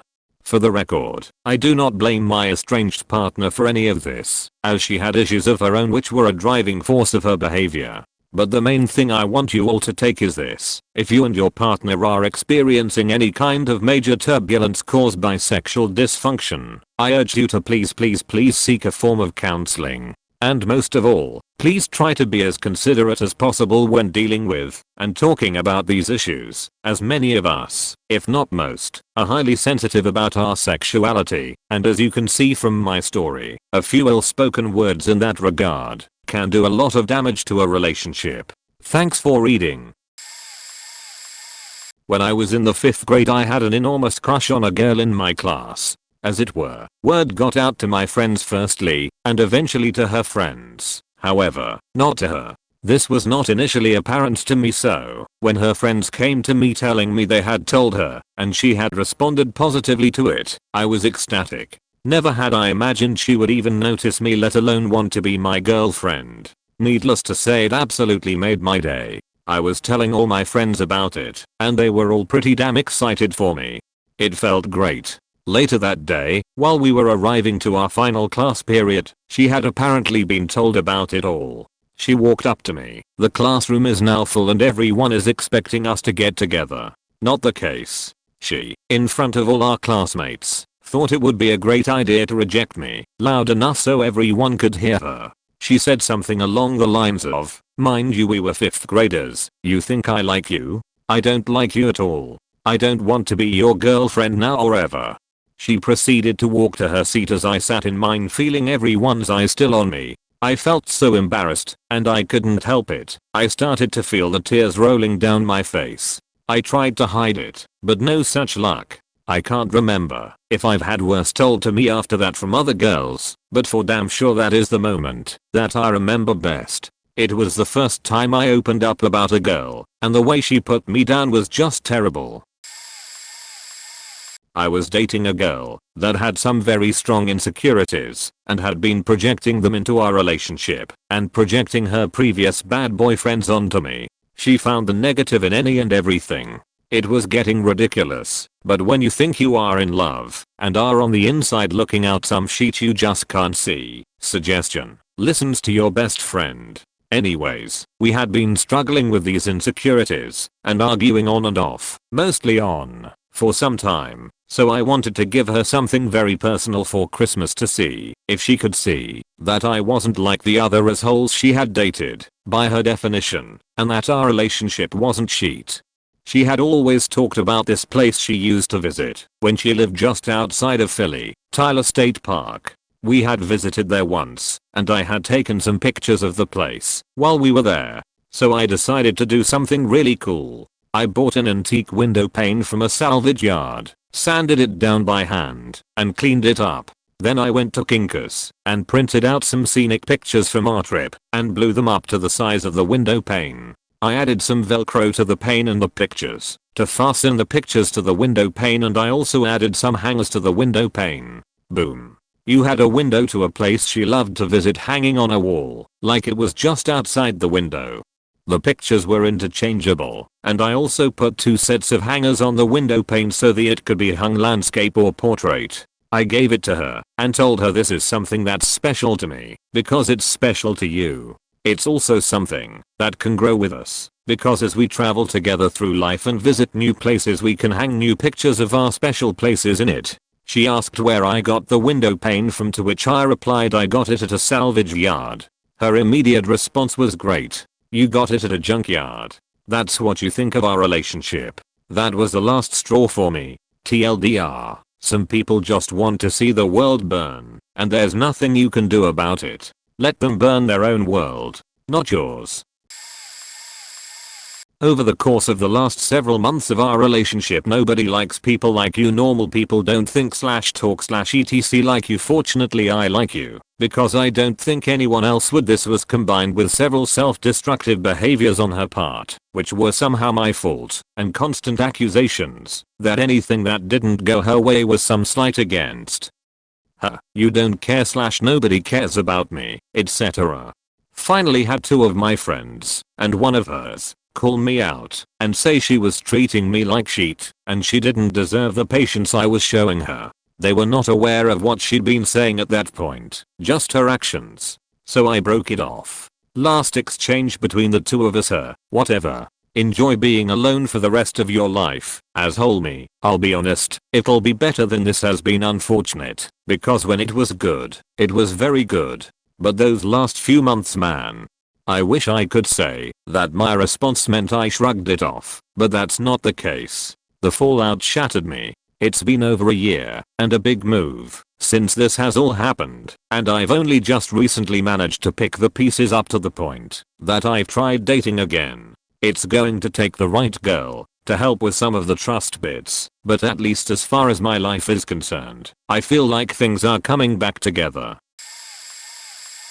Oh, I have a few. Although I'm a lesbian, I'm still answering. Back in my teen years I'd dated this girl on and off. I loved her. I'd fallen in with the wrong crowd and had been abused my whole life by my family. I sought help, and my therapist basically reminded me why I liked her so much and what I loved about her. I sped home to tell her. Unable to wait, I went on her Facebook and saw all these new pictures of her and some boy. I left a message saying, "Hey, who's this?" And her only reply was, "I'm sorry." A few years later we got back in touch, and I was being cautious, but I was also going through a terrible breakup with someone else. I was so miserable, and then in the midst of all this her boyfriend or her boyfriend's friend, I genuinely don't remember which, added me on Facebook and the only pictures they seemed to have were of her and the boyfriend. I made a joke on my blog about how my Facebook was impossible to find usually, and yet this guy had no problems, rejected the request, and thought nothing of it. Of course this girl sees that, sees my miserable breakup, sad sack posts, and assumes it's all about her. She tells me it's creepy, and she's going to call the cops. I really could have killed myself. I felt so awful, not just because it had happened, but that she thought so little of me. She assumed that to be the case. I guess it's a good thing she's out of my life now. Had a crush on a girl who was a good friend in high school, but she didn't feel the same way and rejected me pretty hard.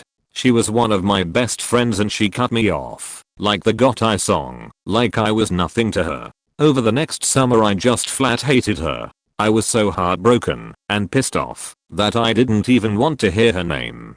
Earlier that year we got a new transfer student. He seems nice at first, but we quickly could see that not all his dogs are barking. He just gave off a major creepy vibe. He rarely spoke and just stared at people, mostly at girls in the room. He quickly gets ostracized from the group and takes to sitting by himself in the classroom away from everyone else. So we dub him Puerto Rico. When school started up the next fall, out of the blue one day, I get a call at my house from Puerto Rico. Hey Coil 1, this is Puerto Rico, real name used. He didn't know his nickname. Do you have former crush/friend's phone number?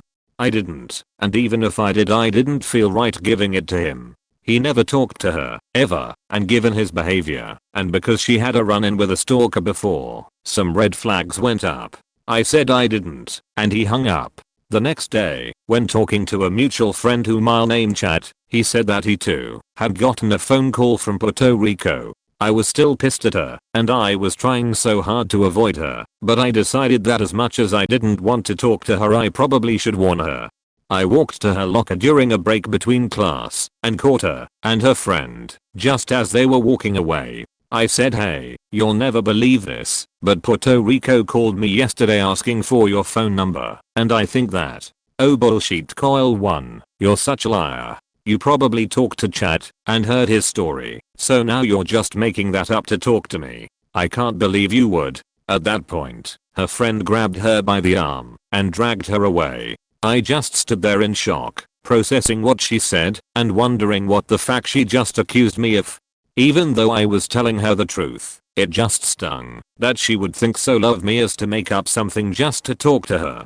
I was just trying to give her a heads up so that Puerto Rico didn't end up wearing her skin or something, and she calls me a liar to my face. TLDR, girl rejects me, cuts off all contact with me, spends summer never wanting to see her again. I break the silence trying to warn her of a potential stalker, and she accuses me of making it up and calls me a liar to my face. I was only trying to help.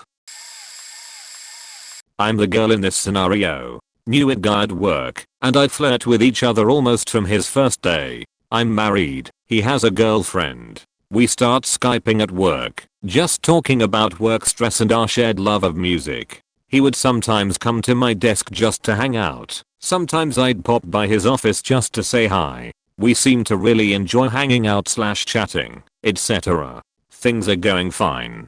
My marriage hits a rough patch that has nothing to do with it guy. My life is spiraling, and I accidentally tell him some too personal information.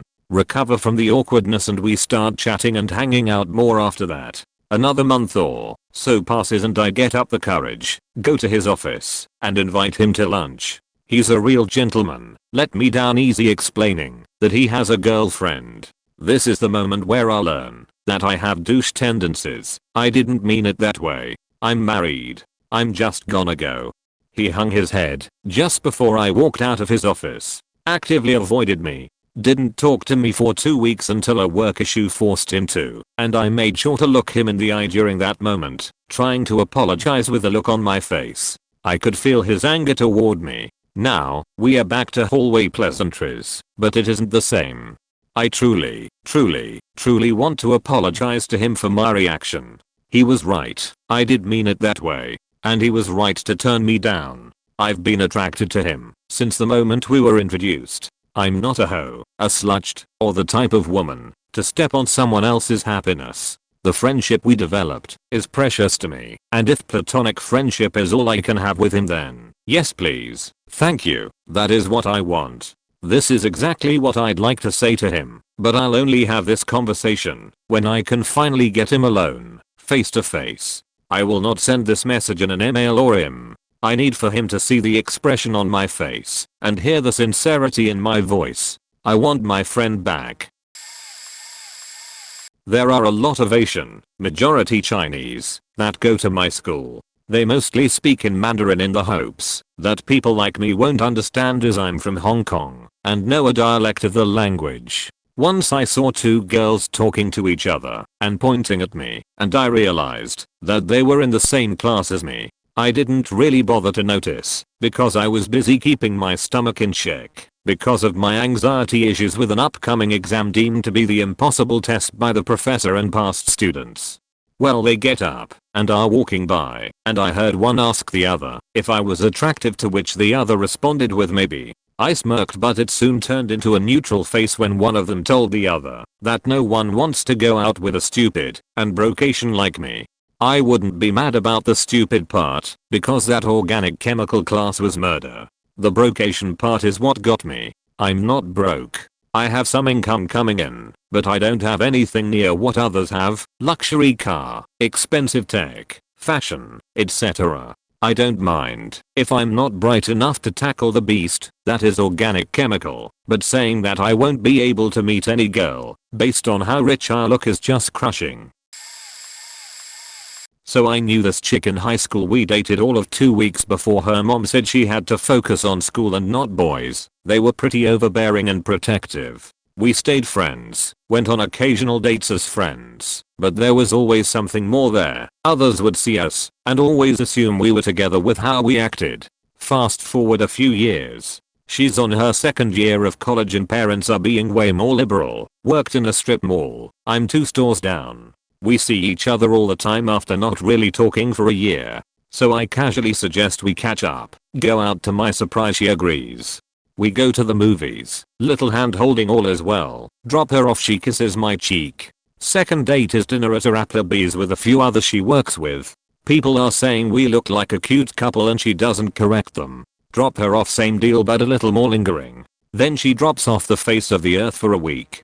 Go out again about 2 weeks later, and after we finish dinner and a movie at my place, we are in her parents' driveway, and she drops this: I feel like I'm leading you on and I'm sorry. I've been seeing several different guys the past few weeks, and while you're great I just don't want anything permanent. I wanna explore and have fun finally. Can we still be friends?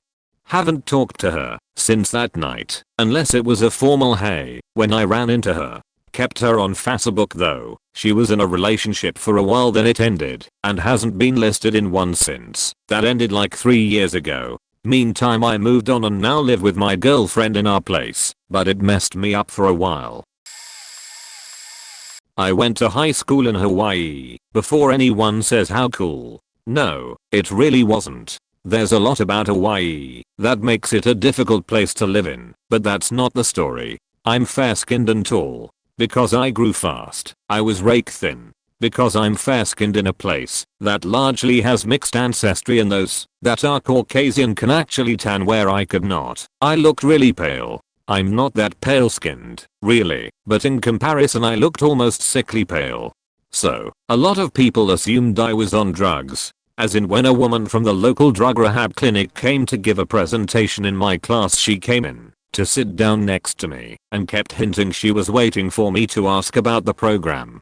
3 guys were sitting 2 rows over with sunglasses on and staring at the walls, and she thought I was the one on drugs. Also beside the point. People who talked to me for any length of time realized I was pretty far removed from the drug scene, but people who only sort of knew me, hit or miss. I didn't realize how bad it was until I had the following conversation. I was sitting around one day talking to this girl I knew that I was moderately friendly with. She was one of the few people I knew in the school who used this same BBS. Kids ask your parents what that means, and we were talking about it. One of her friends came over and sat near us and waited until the first girl walked away to drop this bombshell on me. I feel so bad right now. She said, I went to a party last night and was having a lot to drink. This guy had a joint. I didn't like him at all, but I wanted the joint, so I made it with him. But now I'm hungover and I really want another joint. I'd do anything for one right now. She then looked me dead in the eye to make sure I didn't miss the implication and repeated, anything. Nice to know that she thought I was where she was scraping the bottom of the barrel. I pretended that I didn't understand and told her I had to get a class. Using my Reddit name instead of my name after a seemingly smooth first date which I had been trying to grow pair to ask on a girl I had a crush on. Her friends were at the back. We ate and gave her $100, said, see, I told you I could go on a first date and follow through with that creep. I ask what was that about? Her response, Banshee TK, the only way a girl will ever go out with you is if she was deaf, blind, dumb, or stupid, and even if she does, I feel bad, pity her horrible first date. It really faking damaged my confidence and self-esteem. I still have trouble talking to women I like, even if there's a hint she likes me. I kind of have a lot of emotional issues though. I'm only 22, but I have bouts of depression, anger, and overall sadness and sometimes emptiness. PC edit because phones like to autocorrect when they please. So this is 20 hours after the post, so it will probably be buried into oblivion. After dating a girl for 9 months and leaving for college, I decided to end the relationship. I went Utah, she was going to Kansas, and I didn't want to do a long-term relationship. In the breakup conversation she asked me to marry her, which I knew she wanted, and we were both bleeding our hearts out over Skype. After a week my parents persuaded me to call her, as they were still talking to her, and they wanted me to smooth the waters after the rocky end. I eventually called her, filled with anxiety, hoping for an unrealistic compromise into the realm of understanding and acceptance. In that conversation I was greeted with something else, a list of grievances, as long as the Declaration of Independence. Most of these didn't faze me, however, there was one in particular that has stuck with me to this day. She stated for the whole time that we were dating, that I had sexually molested her, that all the sexual things that I had done were not consensual. This tore my heart. As a backstory parenthetical, she had been molested by her brother while growing up for years. She asked for me to keep it private, which I did, but found extremely difficult. I hated the man because I loved her. Additionally, I had helped 2 other girls with rap experiences, even going to court as a character witness. So I was super sensitive to the topic. To hear that I had hurt someone for an extended period in that way broke me down to my core. I couldn't fathom it. To be honest, I was a 18-year-old with an average to high sex drive, so I would want to do sexually things a lot. Although, we never fully committed and had full-blown sex, the furthest we got was oral. During the conversation I still had an exceptional amount of feelings for her. I still loved her. I just knew the relationship wasn't going to work for us. So to hear from that person that I sexually hurt her for a long time just broke me down. It has been roughly 3 years since that conversation. I haven't had a serious relationship since, though I have tried. Furthermore, those statements have made me leery to dating anyone, and I'm super scared to be with women for that reason. I have struggled to deal with self-loathing as I feel like I hurt someone in a way that I despised others for. I hated those people, so I hated myself. Okay, stick with me. Girlfriend of 11 years. In the past, she has always treated the subject of my late father, who I loved and miss badly, with incredible empathy and love and kindness. She has literally been perfect about it, by which I mean she was kind, and then she smartly just STFU, which is what I wanted. Fast forward to the past week. We are trying for a kid. Christ. We have broken up a few times in the last 2 years. She has concerns about me and how I might be with her and or potential family in the future, volatile temper and stuff. Anyway, she feels like she has not allowed to raise certain issues. If these issues bring up stuff for me about my father, it's true, and just cause you're with someone doesn't mean they get to poke their faking nose into every part of your life. Anyway, so 2 days ago we get into a bad fight which centered around this issue, her not being allowed to suggest that I have still not dealt with my dad's death, and that this impacts on our current relationship. Anyway, I want the beach to shut the fuck up. Cannot bear to listen to her. Old stuff from other types of fights being dredged up. I throw and smash a lamp at the wall, nowhere near her, but I had previously thrown and smashed a dinner plate near her head, and because of that she had rightfully left me for 4 months. Anyway, the fight continues, and she is angrier than me now, cause now I'm just tired and fed up and worried about the fact that I'm throwing things again. Anyway, she gets the car keys to drive off. As she is about to leave she looks around and says, "I'm sure your dad would be so proud of you." She knows, beach faking knows 100% that this, or anything like this, is literally the single most hurtful kind of thing she could say to me. And she did it anyway. And, Redditors, I don't have a faking clue what to do. I'm stuck with, on the one hand, feeling empathy for her, cause I keep her at arm's distance and don't engage with her about this issue, even though it's probably affecting her relationship too, and on the other hand, simply hating her and just making the decision to never forgive what she said. Part of me feels I will never be able to trust in her total kindness and decency again. It may be harsh, but that's who I am. Anyway, I know, upon reading this back, that there is a ton of dysfunction in this relationship. So, any suggestions or similar situations? Late to the party by hours. Freshman high school year, I went to my one and only dance. Worked up the courage to ask a girl to dance. All she said was, "Are you a freshman?" I responded yes, and she turned away and didn't talk to me. I was bullied by both genders in middle school. I went to an all-male high school. Being so casually turned off tore into me like a hatchet. I sobbed the rest of the night and cried on my way home with my mom.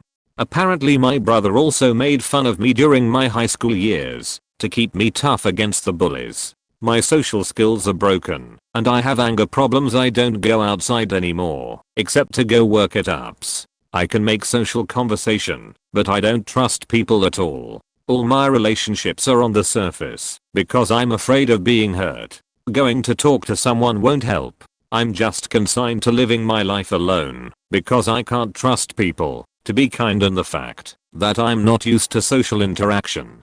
I'll be the insane old dude eating his TV dinner on the 3rd floor apartment who has gone nowhere in life and is just a road bump in someone's daily schedule. Edit. I'm like 20 now and haven't talked to women for 5 years. Only when I started my job did I start having to interact. And of course it was with authority figures, in which my mom was an asshole and has me fearing women anyways. Throw away because obvious reasons. This is because of what I said to someone, namely my ex. Now before any of you freak out, and I'll explain below what I said, there was a very good reason for it. I told my ex that for the last year that we were dating, I didn't love him and I didn't care about him. Obviously, he didn't take this well. However, it was the only way to get him to leave me be. See, he was abusive. Extremely abusive. Aside from the emotional and mental trauma, he'd tell me things along the lines of, "If you leave me, I'll kill you. No one is going to love you if you break up with me. You've been gaining weight / you're fat / I'm the only one who's going to look at you twice because you gained 10 pounds. Etc. etc." The list goes on. I broke up with him about 9 to 10 months before I said that to him. During those 9 to 10 months he consistently tried to contact me through Facebook, texts, friends, etc. He wouldn't back the fuck off. Finally, I took a call from him in which he said he still wanted me to be his friend and then later get back together with me and that he knew I still cared about him. At that point, I'd had it. Not only had he scared me into staying with him by threatening to kill me, now he was harassing my friends and he still thought that I would get back with him. So I told him the truth. I told him that for the past year of dating him, that I hadn't loved him and that I didn't care about him. That he was an abusive fuck, and that he scared me into a relationship with him, that one of the only reasons I'd transferred was to get away from him. Then he lost it. Screaming, yelling, anger, all the rage issues that he'd had came through over the phone. Then he calmed down. Apparently he was heading to work and told me he never wanted to speak to me again. But he did. Thankfully, it was more or less just calling a truce between the two of us. Our friends are in the same friend group, and he, my ex, would beach whenever those friends would hang out with me. I was tired of it. They were tired of it. We called a truce.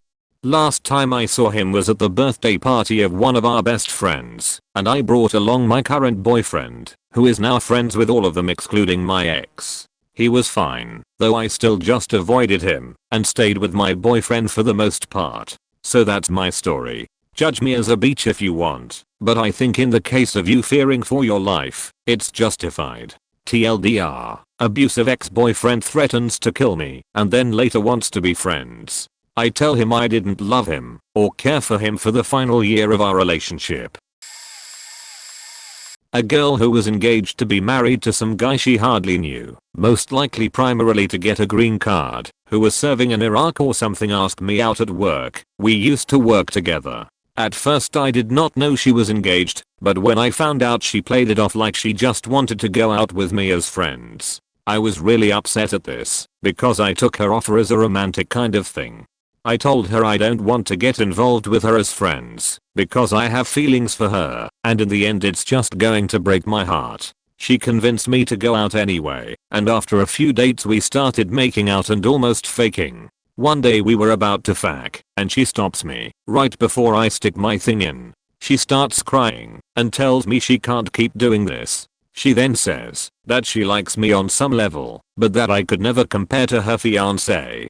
That statement really hurt my feelings, because I was starting to fall in love with her. I thought she could be mine, and forget that other guy. It made me cry. I tried to convince her that it could work out between us, that we would fight tooth and nail, and make it work somehow. She didn't go for it, and ended up marrying the guy she hardly knew for convenience.